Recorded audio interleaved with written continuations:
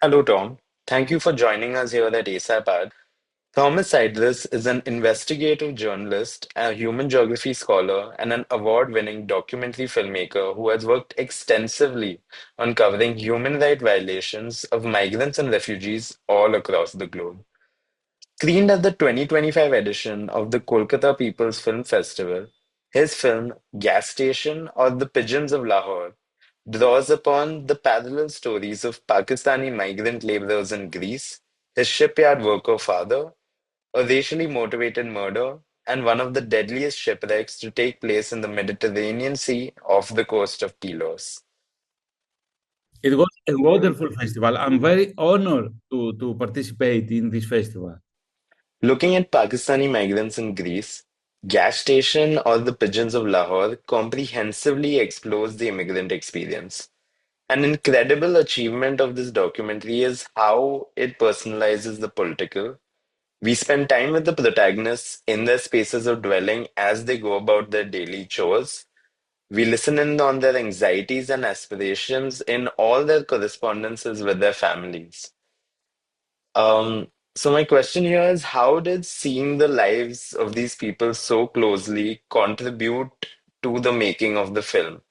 Does the filmmaking process evolve during production when we are telling human stories? Um, Also, what does the idea of home become for these pigeons? Greece is a gate from many migrants from Asia, Turkey, Libya, or other African or Asia countries. It's a gate to Europe. After 2010, we have a major refugee crisis, many flows of migration from Asia to the Greek islands through the Aegean Sea. I was at the University of Aegean for my master degree about human geography, and I focused on the migration flows. Migrants result from many countries: Pakistan, Palestine, Syria, India. 2010, I was the first Greek journalist who I visited Turkey and Syria, the huge Syrian camps in Turkey. So I focused on the migrant story. I have a huge interest about moving people and all the space who carrying these people. For us, the human geographies, the space are not only the geographical space. Space is the social space, a common space, the fragments of space who carrying all the migrants into the new countries, to the new places. And all of these space representations. I'm very emotional and very sensitive about migration issues. 2023, I was journalist in war conflict zones. I was in Nagorno-Karabakh, I was in Syria, I was in Ukraine. And suddenly, I heard the story about Mohammed Fiaz. He was the first story for the film. In Greece, we have a mafia about gas station who's selling illegal oil between mafia and illegal companies. And all these companies have workers, illegal migrants. We are a liberal, a democrat country, but we have a right government who looks at far right parties. A criminal organization, Golden Dawn in Greece, was in parliament, which killed Pakistan migrants and other left Greek citizen who was a rapper, Pavlos Fisas. I heard the story of Mohammed Fiaz and all of these threats from his boss to Mohammed. And I was shocked. A Greek court or the Greek public authorities never did something about Muhammad to protect him. Many times, some cases were the bosses killed migrants or threatened migrants. For example, we have many migrants from India who work especially in Peloponnese area for strawberries. The case of Muhammad Fiaz, it was a story with very pain because Muhammad came to Greece as a child. I saw in the face of Muhammad that a young man who was trying to make his life, for example, his girl is far away to Lahore, but he tried to make a normal life in Greece. I started to film him about his story and about the threats. Ali had the same threats in his work, and I started to film Ali. Ali was an educated man because in Lahore he was a policeman. Muhammad was a very simple man without education, but a man with his own truth. When I started to film Ali, we had the shipwreck in Pylos. So all the film changed because Ali has his brother into the ship.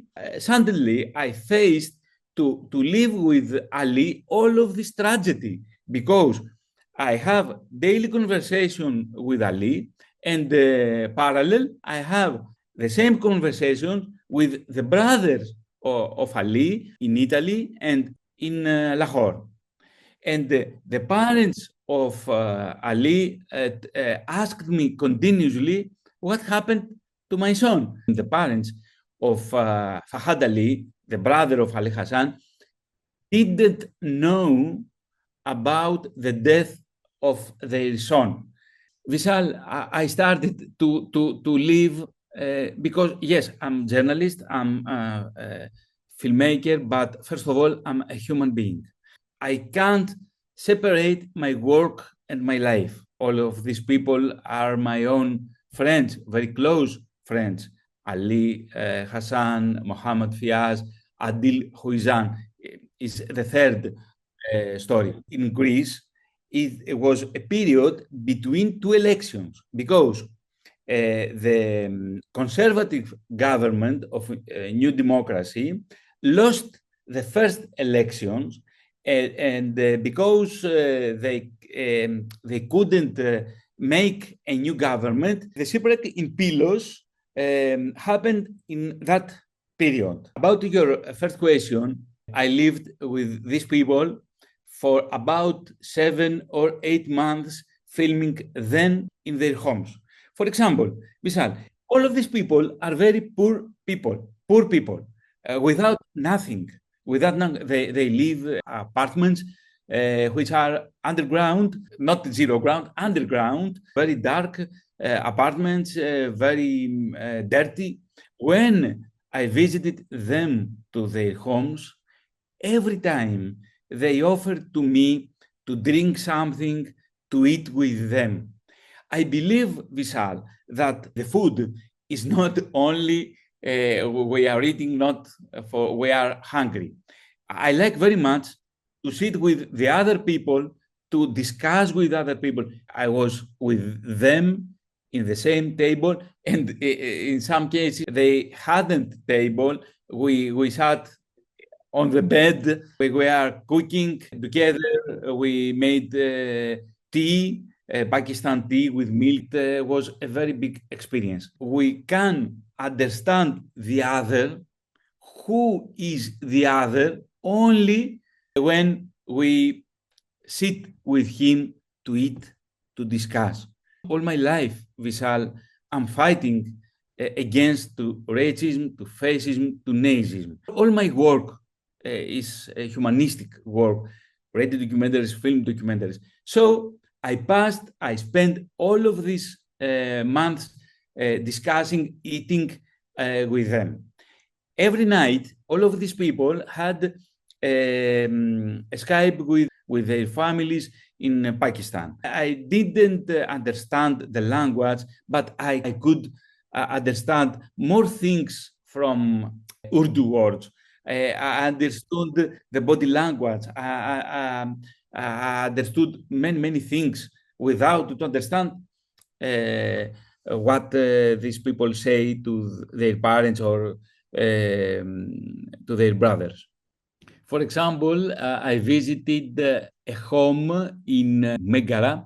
It's a small town about 40 minutes by car from Athens. Citizens transformed these slums to houses for migrants. The same, I saw the representations in Megara city, the same representations. For example, the color of the door was green, a light green. Same color, the same color is in Lahore, the same color in the door, or the materials on the bed, the same. How they are making personal space is the same. All of these people carrying the space from Lahore, from Bombay, from Athens, we are carrying the space to the new country or to the new space. This film meticulously documents how migrants are subject to exploitation and discrimination at every stage of their journey. Golden Dawn, as you mentioned, preaching xenophobia and ethno-nationalism through the loudspeakers in the film, are seen joining hands with the Shipyard Workers Union. Responsible for the murder of Shehzad Lukman, among other atrocities, this neo-Nazi criminal organization is now banned in Greece. Communal and anti-immigrant rhetoric espoused by the right-wing ideologies has gained traction across the globe. Your film, however, deliberately strikes a chord in drawing a parallel between your Greek father, who labored in the shipyard, and its Pakistani migrant worker protagonists, like Muhammad, Ali, and Adil. How does the messaging of Gas Station look to counteract this alienating narrative? Base of the film is the exploitation uh, of the poor people. For example, poor people maybe has a different color of skin or a different religion. But the base of all of poor people is the exploitation. My father worked in CBR for many years. He was sick of the looks because he worked there for 30 years or 40 years. My father was not Muslim. He was an Orthodox man, but he faced the same difficulties in his life because he was not educated, and all his life he was worker in CBR because he was leftist. The bosses of the CPR accused him many times that he was not good in his work. But my father worked very hard to his life in order to grow up their children or to make a house to live with his family. The same situation is for all of these migrants who live in Greece now. Although all of these people came to my country from Asia or Africa, and they face the same circumstances in daily life. So there is not problem if you are migrant or not, if you are Muslim or uh, Christian Orthodox. For me, the main topic is you are a poor person. Maybe the first level of my film is a story of three migrants, or seemingly that this the story. It's one film, it's another film, it's another film for migration. No, I think that the main idea of my film, the main base of my film is the exploitation, and I'm very happy for your question. Yes, this is the idea of my film. India and Pakistan, as you know, were recently engaged in a 4-day conflict, resulting in shelling majorly across the region of Kashmir. As a seasoned veteran in conflict reportage and documenting, could you discuss the relation between geopolitical conflict and migration? The geopolitical crisis of Kashmir, the Pakistan occupied area, I must agree with you because I was in a conflict war zone, for example, in Syria or in Ukraine. And I think that that's exactly the geopolitical crisis is the beginning of the migration uh, in many places, in many countries. I believe that no one wants to leave the country and move to unknown places. Many human traffickers who spread some information about the new countries that you uh, will go to Europe. You will have a different life with money in the new countries. The migrants will face very important problems. But if someone leave from his country and to follow the steps of a very dangerous trek, a very dangerous migration uh, journey, I think that it's not very simple reasons to do that because the economical crisis in his country. For example, Pakistan is a country without political stability. There are many problems. They are a country with many corruption scandal. Many people, many citizens feel that this country is not for me. I can't live here. And the brother of Ali Hassan, he finished high school, but he has not worked to earn some money to have a normal life. All of these people, all of these young men and young girls prefer to leave their countries, finding a different dream. They feel that maybe in somewhere else they can find a paradise, an Eden. But to reach your achievement, to find a paradise in this earth, I think it's very, very difficult. Uh, uh, my opinion is no one leave his country because he likes to travel or to change simply his life for better. There is problem and there are many important problems. And the main problem is the war. All of these conflicts in different zones, different places. You know, we have many migrants in Greece from Kashmir, and all of these lovely people who came from so far, uh, carrying their culture, carrying all of these elements of their life in Greece or in Europe, they will try uh, very, very much to achieve a basic framework because, uh, for example, in Greece, we have economical crisis for the last 15 years.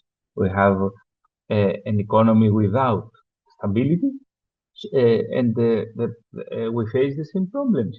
You, me, in a better situation from a migrant from Kashmir, because I have, for example, a job, I have a salary, but the salaries, I have difficulties to pay for my food or to pay for the electricity. No, after the war in Ukraine, all the Europe has a deep economical crisis.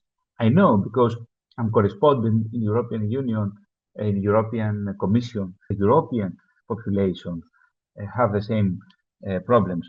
I don't speak for the elite and for rich people who are, I think, less for 1% of the world. For them, I think that there isn't problem. But for the other people who earn money from their work, I think that we faced the same problem. Coming to almost 2 years since the shipwreck of Pylos, the victims' families are yet to be served justice. The criminal investigation into the action of Greek coastal authorities is yet to make significant progress, but at least the survivors have finally been granted refugee status. Recent reports allege that the Indian Navy was responsible for casting Rohingya refugees into international waters. A Supreme Court ruling has declined intervening in deportation despite refugee status accorded to them by the United Nations Human Rights Commission. As a journalist and a filmmaker who has documented migration and conflict over the years, has there been a change in states' attitudes towards migrants and refugees? Could you illuminate upon the treatment meted out to the subjects of your film? Thank you very, very much for this question. Because for me, this shipwreck is not a navy case uh, with migrants. It's not a simple uh, shipwreck in the Mediterranean Sea. For me, it's a crime. It's one of the biggest migrant tragedies in Europe. This ship started its journey from Libya. In Libya, the situation is ahead. In my film, the audience can see all the operation of illegal networks of human traffickers to carry the migrants from Pakistan and other countries from India or Palestine or Egypt to Libya to approach the Italy. This vessel started from Libya with final destination to Italy. In my film, follow all of the discussion, mobile discussion between Fahad Ali, a young man, the brother of Ali Hassan, with his brothers and his family. And these are conversations, are the last conversation of a young man who found a tragic death in Greece. This vessel, there are many, many young people like us, my children, like you. There are many, many young men, young people to approach the Italy, to meet their dreams. They paid many dollars to human traffickers to in order to make this trek. This vessel arrived to my country at June of 2023. The Coast Guards know very well about this vessel. The Aegean Sea is the sea borderline of Europe. And in this water, in this sea, there are many ships of Greek Coast Guard. 20 hours, the Greek Coast Guard and the Greek authorities knew very well about the ship, exactly where was the ship, some meters of Pylos. They let this ship without engine for 20 hours. And there are testimonies that ships of Greek coast guards push the vessel in the international zone of sea because they didn't realize what will be happening, and they don't want to take the responsibility about this vessel. But if you will push the national zone, you know that this is a crime. And at this period, as I told you before, we hadn't an illegal government in Greece because we are a period between two elections. After the shipwreck, after the shipwreck, many lawyers and many people asked from Greek Coast Guard the videos and the transmission between ship of Greek Coast Guard and the vessel Adriana. Ministry of Navy gave to lawyers the conversation of from the captain of the ship of Greek Coast Guard. It was the ship which pushed out the vessel to the international zone, landing it to the shipwreck, to the deepest point of the Mediterranean Sea. This is a crime. From this vessel survived about 110, 120 people. But some of them, a Greek court accused them that they are human traffickers. Instead, Greek state take the responsibility about about what happened in this vessel 2 years later, June 2025. We have not answered about what happened those days in Pylos. I gave my film to the lawyers of victims, gave to the Greek court as a proof for what happened, because in my film you can see all of the network of illegal migration. But because I'm a Greek citizen, not journalist, not filmmaker, I will ask for the Greek state a formal answer what happened in this vessel 2 years ago. Because in front of us we have a crime. 2024 has a similar case about pharmacokinesis, and this case is a dark point of my country because after that case, the European Court said that Greece was guilty. The case of pharmacokinesis and the case of Pylos are similar cases, and the main problem is because in 2024, 2023, we have a conservative government with not friendly policy about migration. And the same situation is in Italy. And you know what many countries in Central Europe has the same policy about migration. For me, the problem will not be solved with a consensus between European Union or European Commission with Libya or other third countries, for example, Nigeria. For me, migrants, first of all, are human beings, and we have the responsibility to save the lives of human beings. This is my motto, my main idea. A humanistic approach, humanistic film about the pain of these people. Ali Hassan trying what he will say to his parents. I haven't answered. After we have in WhatsApp a common team with families, the relatives of families of victims, and many people, tell me, Tom, do something for us.